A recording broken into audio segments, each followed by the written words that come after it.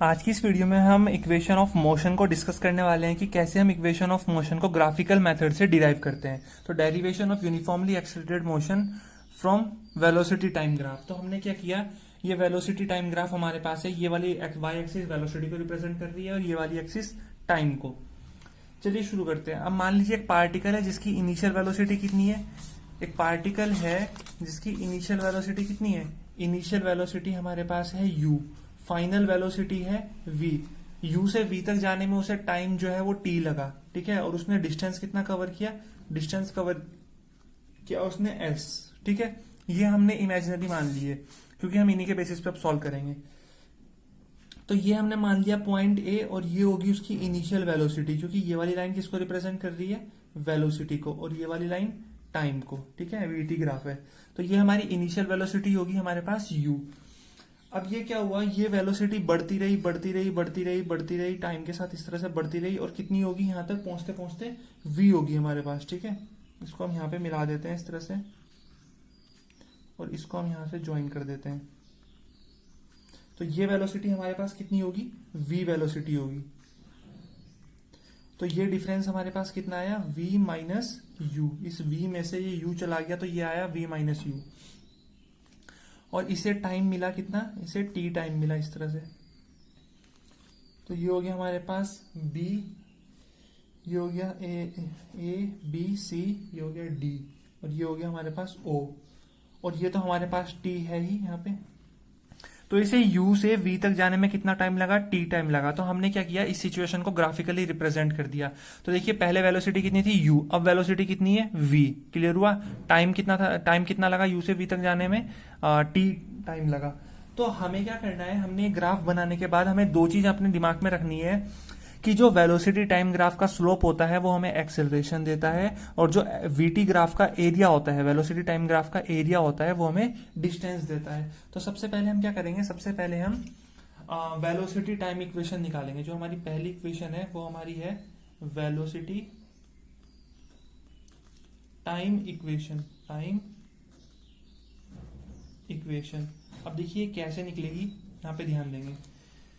हमें पता है कि जो स्लोप है वीटी ग्राफ का जो स्लोप है, ठीक है, इस स्लोप को मैं किससे डिनोट करूं, स्लोप क्या होता है वीटी ग्राफ का, एक्सेलरेशन। तो स्लोप को हमने ए से डिनोट कर लिया बिकॉज वीटी ग्राफ का जो स्लोप होता है वो हमें क्या देता है, एक्सेलरेशन। और ये स्लोप हमारा बराबर होता है टेन थीटा के। किसके बराबर होता है, टेन थीटा के। और ये जो टेन होता है, ये ट्रिग्नोमेट्री में टेन किसके बराबर होता है, परपेंडिकुलर अपॉन बेस के बराबर होता है। तो परपेंडिकुलर कितना दिख रहा है इस ग्राफ में, ये परपेंडिकुलर है ना। ये जो ट्राइंगल है हमारे पास, ये जो हमारे पास ट्राइंगल है, इसमें ये परपेंडिकुलर कितना है, v माइनस यू। ये ट्राइंगल जो है इसमें परपेंडिकुलर कितना है, v माइनस यू। तो हम लिखेंगे v माइनस यू। और बेस क्या है यहाँ पे, t। ये t है ना, क्योंकि ये डिस्टेंस t है तो ये वाली डिस्टेंस भी कितनी होगी, t। तो ये t आ गया। तो हम क्रॉस मल्टीप्लाई करेंगे तो ये हो जाएगा a बराबर v minus you upon T. Cross multiply किया तो ये हो गया v माइनस यू बराबर a t। तो यहां से हमारे पास इक्वेशन आई कि v बराबर u प्लस at। तो ये हमारी फर्स्ट इक्वेशन ऑफ मोशन जो है वो डिराइव हो गई किससे, ग्राफ से, ठीक है। वेलोसिटी टाइम इक्वेशन डिराइव होगी। सेकंड जो हम कैलकुलेट करेंगे वो है पोजीशन टाइम इक्वेशन। कौन सी है, पोजीशन टाइम इक्वेशन। ध्यान से समझेंगे इसको हम कैसे डिराइव करेंगे। बहुत आसान तरीका है। आसान तरीका क्या है कि हमें अपना सेकंड कॉन्सेप्ट ध्यान रखना है। सेकंड कॉन्सेप्ट क्या कहता है कि area of velocity time graph gives a distance. तो हम इसे लिख सकते हैं कि डिस्टेंस बराबर area of VT graph, distance बराबर एरिया ऑफ वीटी ग्राफ। तो डिस्टेंस एस से हम डिनोट करेंगे एरिया ऑफ वीटी ग्राफ। ये एरिया है, ये वीटी ग्राफ है, इसका एरिया क्या है, ये ट्राइंगल प्लस ये रेक्टेंगल। तो ट्राइंगल का एरिया क्या होगा, या रेक्टेंगल का एरिया ले लेते हैं हम सबसे पहले, area of A C D O A plus फिर एरिया ऑफ ट्राइंगल ले लेंगे तो area of triangle A B C. Clear हुआ। तो एरिया ऑफ रेक्टेंगल का एरिया क्या हो जाएगा, u into T, length into breadth, तो यू टी आ गया, plus area of triangle half, base कितना है, बेस है यहाँ पे कितना, t। ये बेस है ना, इस ट्राइंगल का बेस कितना है, t। तो बेस इंटू हाइट, और हाइट कितनी है, v माइनस यू। तो ये आ गया v माइनस यू। क्लियर हुआ। तो s बराबर ut प्लस ये आ गया हाफ, ये आ गया t, और v माइनस यू जो है हमने कितना प्रूफ किया था, at के बराबर, तो v माइनस यू की जगह हम लिख देंगे at। तो ये हमारे पास आ गया s बराबर ut प्लस हाफ ये a t into T square, तो हाफ at स्क्वायर। एस बराबर UT plus half eighty square, ये हमारे पास सेकंड इक्वेशन ऑफ मोशन जो है पोजीशन टाइम इक्वेशन वो डिराइव होगी। और जो थर्ड इक्वेशन ऑफ मोशन है वो भी बहुत इजी है, उसे भी हम डिराइव करेंगे। तो थर्ड इक्वेशन ऑफ मोशन को हम बोलते हैं वेलोसिटी पोजीशन इक्वेशन। क्या बोलते हैं, वेलोसिटी पोजीशन इक्वेशन। तो अब हम इसे डिराइव करेंगे, ठीक है। तो इसे डिराइव करना सीखते हैं।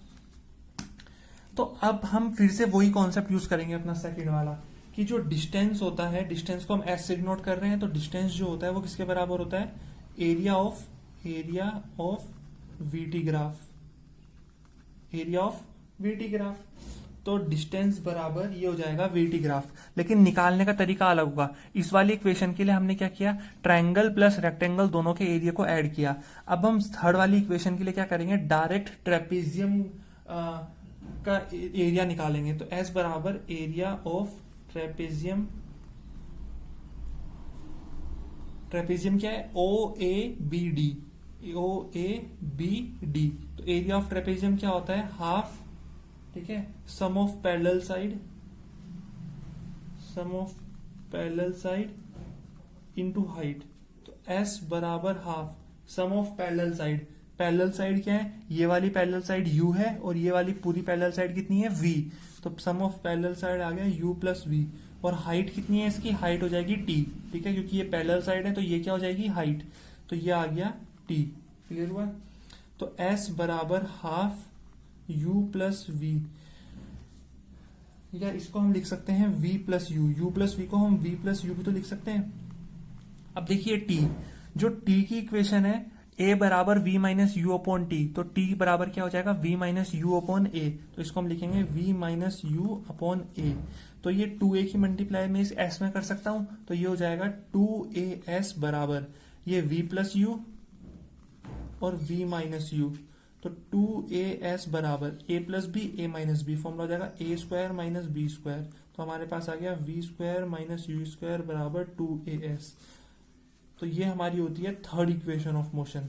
तो देखो हमने क्या किया, सिर्फ दो कॉन्सेप्ट यूज किए हमने। पहला क्या किया कि slope of VT graph, velocity time graph का स्लोप हमें एक्सेलरेशन देता है, उस कॉन्सेप्ट को यूज करके हमने फर्स्ट इक्वेशन डिराइव की। सेकंड हमने यूज किया कि जो वेलोसिटी टाइम ग्राफ का एरिया होता है वो हमें डिस्टेंस देता है। थर्ड में भी हमने वही यूज किया कि वेलोसिटी टाइम ग्राफ का जो एरिया होता है वो डिस्टेंस देता है, बट यूज करने के तरीके अलग थे। जो सेकंड वाला है इसमें हमने क्या किया, एरिया निकाला, लेकिन क्या किया, तोड़ के निकाला, ट्राइंगल प्लस रेक्टेंगल किया, तब जाके हमारा ये डिस्टेंस आया।